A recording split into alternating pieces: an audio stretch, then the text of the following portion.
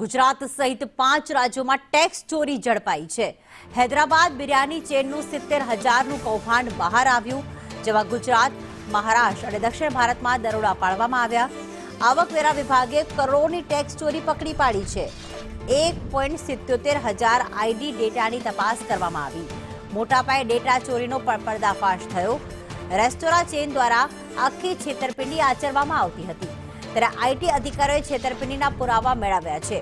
દેશભરમાં ટેક્સ કૌભાંડથી ફફડાટ મચ્યો છે। હિસાબોમાં મોટા પાયે ગોલમાલની પણ આશંકા સેવામાં આવી। હૈદરાબાદ બિરયાની ટેક્સ કૌભાંડમાં મોટો ઘટસ્ફોટ થયો, જેમણે અલગ અલગ ડેટા ચોરી કરી અને કૌભાંડ આચર્યું હતું। અમદાવાદના સોફ્ટવેર સેન્ટરમાંથી આખો ડેટા મળી આવ્યો છે, જેમાં 6 વર્ષમાં 2.43 લાખ કરોડના બિલિંગની તપાસ કરવામાં આવી અને ગોલમાલ રોકવા તમામ વ્યવહારને સોફ્ટવેરમાં તેમણે નાખ્યા હતા। તમામ સેલ્સ કાર્ડ, યુપીઆઈ પણ નાખવામાં આવ્યા હતા।